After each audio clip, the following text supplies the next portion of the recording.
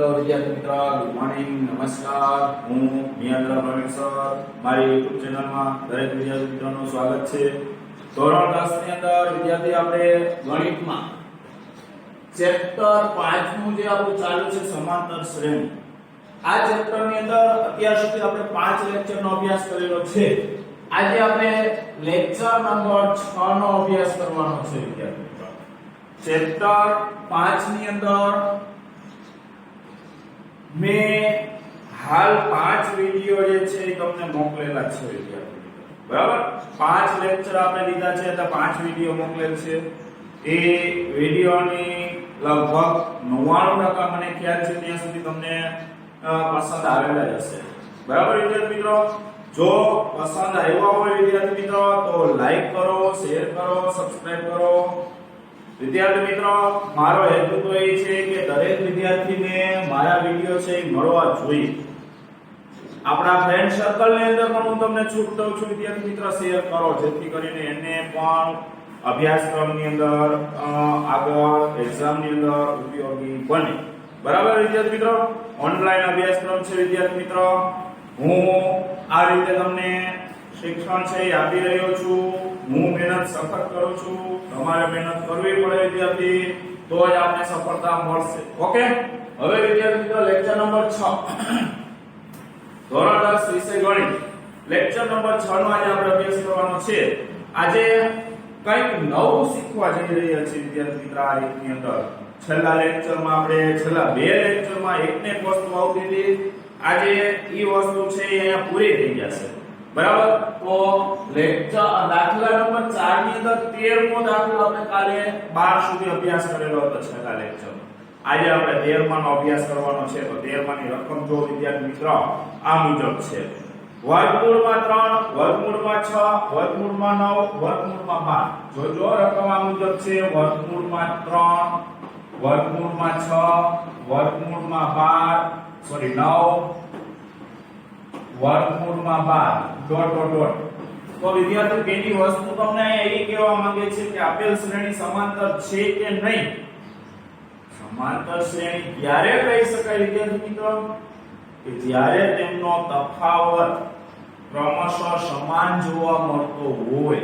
એટલે કે તફાવત ટૂંકમાં સમાન જોવા મળે તો એને સમાંતર શ્રેણી કહેવામાં આવે છે વિદ્યાર્થી મિત્રો. નકર સમાંતર શ્રેણી કહેવાતી નથી. તો આપણે વિદ્યાર્થી મિત્રો અહીંયા એ જ વસ્તુને ધ્યાનમાં રાખવાની રહેશે. ઓકે, તો જુઓ શ્રેણીનું પ્રથમ પદ એટલે તમને ખબર પડી ગઈ કે વર્ગમૂળમાં 3 ઈ તો ફિક્સ જ છે.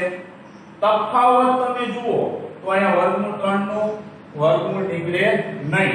એટલે કે d બરાબર વર્ગમૂળમાં 6 માઈનસ વર્ગમૂળમાં 3 કરો તો વર્ગમૂળમાં 3 વધે ને. પણ વિદ્યાર્થી મિત્રો અહીંયા વર્ગમૂળ નીકળે છે. જે સંખ્યાનું વર્ગમૂળ નીકળતું હોય એમનું વર્ગમૂળ કાઢવું ફરજિયાત છે. વર્ગમૂળ 9 નું વર્ગમૂળ નીકળે છે. કેટલું નીકળે છે? 3. એટલે હવે તમે તફાવત ચેક કરો તો ત્રીજા પદમાંથી એટલે કે a3 a2 કરો તો 3 ઓછા વર્ગમૂળમાં 6. આનો તફાવત જ આ મળ્યો, આનો તફાવત આ મળ્યો. જોવો જોઈએ સમાન છે? સમાન નથી. એટલે આપેલ શ્રેણી એ સમાંતર શ્રેણી નથી. અહીંયા એટલું જ લખવાનું થશે વિદ્યાર્થી મિત્રો. આપેલ શ્રેણી એ સમાંતર શ્રેણી નથી. હવે વિદ્યાર્થી મિત્રો દાખલા નંબર 14 તરફ જાસી. દાખલા નંબર 14 અહીંયા તો આપણે આટલું જ.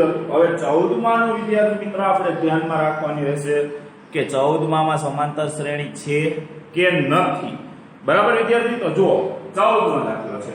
પહેલા તો રકમ આ મુજબ છે: 1 નો વર્ગ છે, અલ્પવિરામ કરી 3 નો વર્ગ, અલ્પવિરામ કરી 5 નો વર્ગ, અલ્પવિરામ કરી 7 નો વર્ગ છે અને ડોટ ડોટ ડોટ. તો વિદ્યાર્થી મિત્રો પહેલા તો આ તમે વિચારો શ્રેણી સમાંતર છે. સ્વાધ્યાય આપણે વિદ્યાર્થી મિત્રો આજે 5.1 છે એ પૂરું થવાનું છે. બરાબર, સ્વાધ્યાય આજે 5.1 આપણે કમ્પ્લીટ કરી જશે. તો તમે જો પહેલા તો આનો વર્ગ કરવો પડે. 1 નો વર્ગ 1, 3 નો વર્ગ 9, 5 નો વર્ગ 25, 7 નો વર્ગ 49 ડોટ ડોટ. આ તમને શ્રેણી મળી. શું મળ્યું? હવે વિદ્યાર્થી તમે આને ચેક કરો.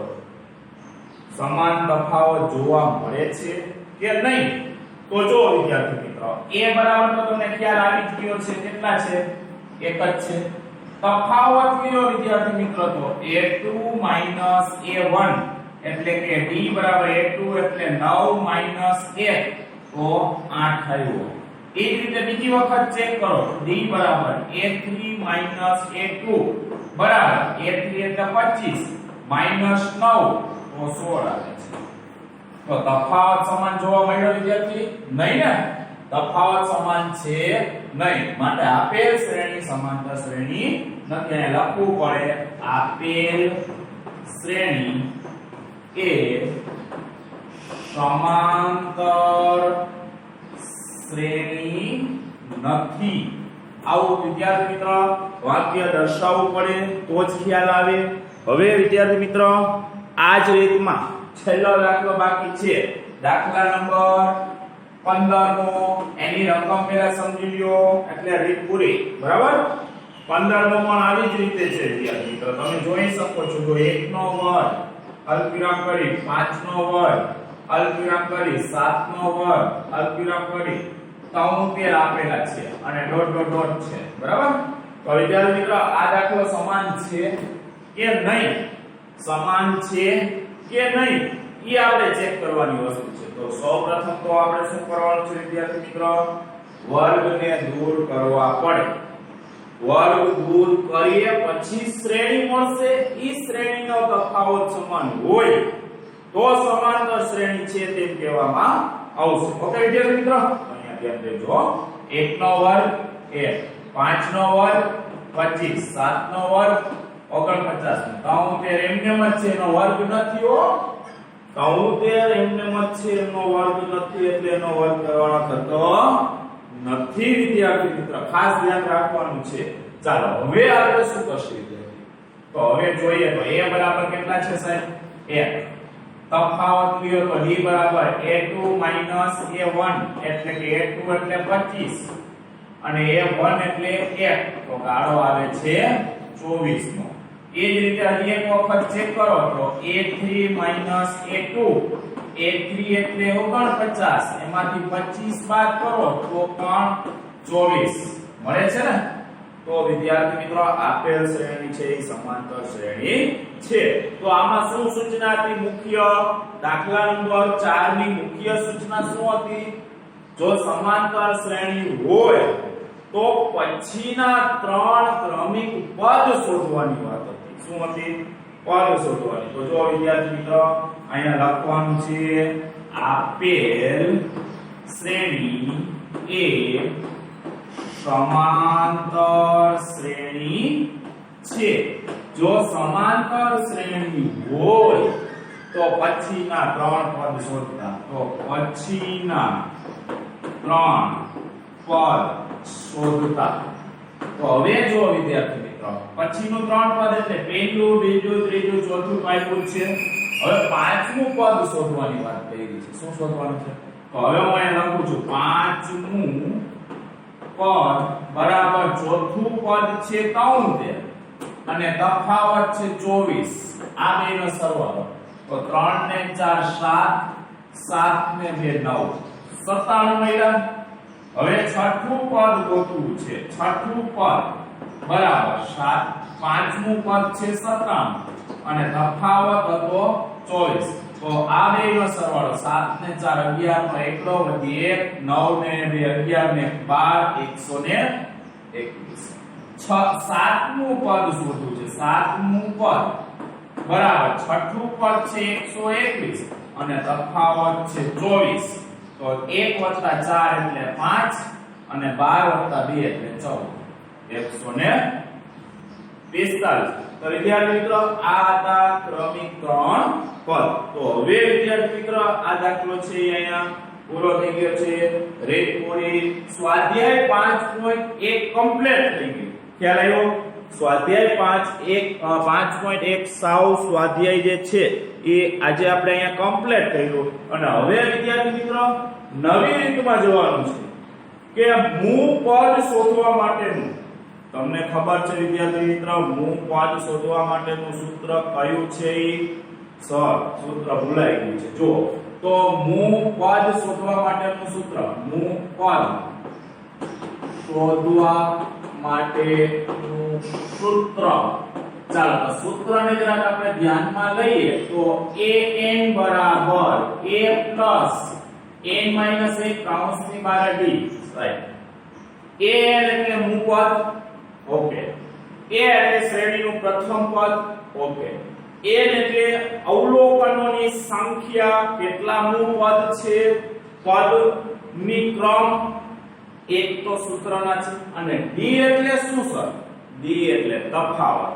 તો વિદ્યાર્થી મિત્રો આ જે ફોર્મ્યુલા હતી, ફોર્મ્યુલા જે છે એમાં તમને કઈ વસ્તુનો અર્થ શું છે એ મેં તમને સમજાવ્યું. તો સમજાઈ ગયું? હવે વિદ્યાર્થી મિત્રો આગળના દાખલા આ સૂત્રના આધારે આપણે જોવાના છે. તો પાઠ્યપુસ્તકની અંદર ધ્યાન રાખીએ તો આગળ વધીએ તો આપણે વિદ્યાર્થી મિત્રો 5.1 પૂરું કર્યા પછી મૂ પદ શોધવા માટેના સૂત્રના દાખલાનો ઉપયોગ કરીએ તો એમાં ઉદાહરણ નંબર 3 થી શરૂઆત થાય છે વિદ્યાર્થી મિત્રો. તો ઉદાહરણ નંબર 3 પહેલા સૌપ્રથમ વિદ્યાર્થી મિત્રો રકમને સમજવી પડશે. તો જો રકમ આ મુજબ છે: સમાંતર શ્રેણી 2 7 12 ડોટ ડોટ ડોટ નું 10 મૂ પદ શોધો. 10 મૂ પદ શોધો. વિદ્યાર્થી 10 મૂ પદ શોધવાનું છે. 10 મૂ પદ કઈ રીતે મળશે એ હવે આપણે એ બાબતનો અભ્યાસ કરશે વિદ્યાર્થી મિત્રો. મૂ પદ શોધવાનું નથી કીધું, 10 મૂ પદ શોધો. મૂ પદ એટલે an. શું? એ તો આ 10 મૂ પદ એટલે સંખ્યા આપી દીધી છે. કેટલા મૂ પદ? 10 મૂ પદ. તો n બરાબર 10 થયા. કેટલા થયા? તો જો વિદ્યાર્થી મિત્રો પહેલા સૌપ્રથમ શું કરવાનું છે?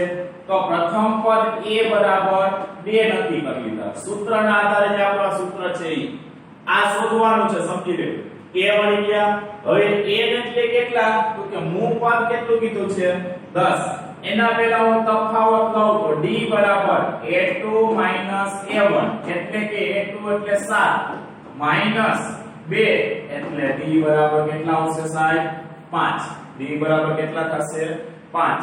અને an બરાબર કેટલા થાય છે? 10. અને an એટલે પ્રશ્નાર્થ ચિહ્ન છે વિદ્યાર્થી મિત્રો. અહીંયા શું છે? પ્રશ્નાર્થ ચિહ્ન છે. એ વસ્તુ આપણે શોધવાની કીધી છે. ખ્યાલ આવ્યો? મૂ પદ શોધવાનું છે. કેટલા મૂ પદ? 10 મૂ પદ. કેટલા મૂ પદ શોધવાનું છે? 10 મૂ પદ શોધવાની વાત કરી છે વિદ્યાર્થી. તો જો હવે આપણે સૂત્ર મૂકીએ તો સૂત્ર ફરી પાછું લખવાનું છે વિદ્યાર્થી મિત્રો. an બરાબર a પ્લસ કૌંસમાં n માઈનસ 1 કૌંસની બહાર d. મૂ પદ શોધવા માટેનું સૂત્ર છે. ક્લિયર? મૂ પદ શોધવા માટેનું. તો ચાલો આપણે આ શોધવું છે. a 10 n ની જગ્યાએ કેટલા મૂકી દઉં છું વિદ્યાર્થી મિત્રો? 10 બરાબર a એટલે 2. n ની જગ્યાએ 10 મૂક્યા છે. ધ્યાન રાખજો. વત્તા છે તો વત્તા. n ની જગ્યાએ 10 માઈનસ 1 અને d એટલે તફાવત છે વિદ્યાર્થી મિત્રો. તફાવત કેટલો છે? 5મો. ક્લિયર? આ સૂત્ર જે હતું, આ ફોર્મ્યુલા જે હતી એની અંદર કિંમત મે મૂકી. આટલું સમજાઈ ગયું વિદ્યાર્થી? જો આ સમજાઈ જાય તો હવે સાદું રૂપ આપવામાં વિદ્યાર્થી મિત્ર કોઈ પ્રશ્ન ઉભો નહીં થાય. સાવ સહેલી વસ્તુ છે. ધ્યાન રાખજો વિદ્યાર્થી મિત્રો. સાવ સિમ્પલ વસ્તુ છે, ઈઝી વસ્તુ છે. હવે જો આની અંદર કિંમત મૂકવું એટલે એ પ્રમાણે મેળવું સાદું.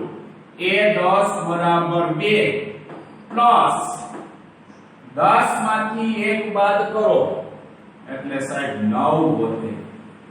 9 અને 5 ના 5 એમ. તો વિદ્યાર્થી મિત્રો આ બે વચ્ચેનો સંબંધ શું છે? ગુણાકારનો સંબંધ છે. શું છે? ગુણાકારનો સંબંધ છે. તો આને હું આમ લખું a 10 બરાબર 2 પ્લસ ભાગોસભાના નિયમ મુજબ વિદ્યાર્થી મિત્રો ભાગોસભાના નિયમ મુજબ પહેલા ભાગાકાર થાય પછી આ નિયમ મુજબ ધ્યાન રાખજો ભાગોસભા. આ નિયમ મુજબ કરું છું વિદ્યાર્થી મિત્રો. પહેલા શું થાય? ભાગાકાર રદ થાય, પછી શું થાય? ગુણાકાર રદ થાય, પછી શું થાય? સરવાળો થાય અને ત્યારબાદ ક્રમશઃ બાદબાકી જ કરવામાં આવે છે વિદ્યાર્થી મિત્રો. એટલે અહીંયા આપણે ભાગોસભાના નિયમ મુજબ આપણે સાદુરૂપ છે એ આપવાનું થશે વિદ્યાર્થી, ડાયરેક્ટ નહીં થાય. બરાબર?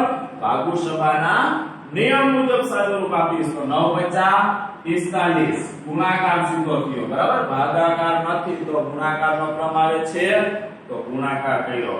હવે સરવાળો છે તો 45 + 2 એટલે a10 = 47. તો વિદ્યાર્થી મિત્રો આજ આપણો જવાબ છે. નીચે વાક્ય લખવું પડે કે 10 નું પદ 47 આયો. હવે સાહેબ ચેક કરવું હોય તો 10 નું પદ 47 કેવી રીતે? આ આપણી પાસે શ્રેણી છે ને 2 7 12. આમાં ક્રમશઃ જો 5 5 ઉમેરાતા ગયા. 2 માં 5 ઉમેરા એટલે 7 થયા, 7 માં 5 ઉમેરા એટલે 12 થયા. આવી રીતે વિદ્યાર્થી ઉમેરતા જાઓ અને 10 નું પદ જે આવે ને 47 હોય. ચેક કરવું છે? હાલો એક દાખલામાં ચેક કરાવી દઉં છું. ચાલો શ્રેણીમાં પહેલા 2 છે, પછી 5 ઉમેરો એટલે 7 થયા, એમાં 5 ઉમેરો એટલે 12 થયા, 12 માં 5 ઉમેરો એટલે કેટલા થાય? 17 થાય. 17 માં 5 ઉમેરો એટલે કેટલા થાય? 22 થશે. 22 માં 5 ઉમેરો એટલે કેટલા થશે? 27 થશે. 27 માં 5 ઉમેરો એટલે કેટલા થશે? 32 થશે. 32 માં 5 ઉમેરો એટલે કેટલા થશે? 37 થશે. 37 માં 5 ઉમેરો એટલે કેટલા થશે? 42 થશે. અને 42 માં 5 ઉમેરો વિદ્યાર્થી મિત્રો એટલે 47. હવે ગણી લ્યો આ 10 નું પદ જ હશે. જુઓ 1 2 3 4 5 6 7 8 9 10 છે ને? એટલે 10મું પદ છે એ કયું હશે? 47 હશે. વિદ્યાર્થી આ તો આપણે ખાલી કરવાનું નથી, આપણે કરવાનું તો ખાલી અહીંયા સુધીનું જ હતું દાખલો. બરાબર? પણ આ તો આપણો દાખલો સાચો છે કે નહીં એક પહેલો દાખલો છે એટલે આ વસ્તુ હું તમને સમજાવું છું વિદ્યાર્થી મિત્રો. બાકી આને કઈ આપણે કરવાની નથી. બરાબર? Okay, clear? સમજાઈ ગયું? ડન? તો ઓકે વિદ્યાર્થી મિત્રો આજે આપણે આટલું રાખીએ. આવતીકાલે ફરી પાછા આપણે આજ સમયે આજ લેક્ચરમાં આજ ચેપ્ટરની અંદર આપણે આગળ વધીએ. ઓકે વિદ્યાર્થી મિત્રો, જો તમને વિડિયો પસંદ આવેલો હોય વિદ્યાર્થી મિત્રો આજનો તો શેર કરો, લાઈક કરો, સબસ્ક્રાઇબ કરો અને હોમવર્કમાં વિદ્યાર્થી મિત્રો જો આજના જે દાખલા કરેલા છે તે 2 વખત દાખલા ગણવાના થશે વિદ્યાર્થી મિત્રો. એક વખત રફ ચોપડાની અંદર, એક વખત પાકા ચોપડાની અંદર. ઓકે વિદ્યાર્થી મિત્રો, આવજો.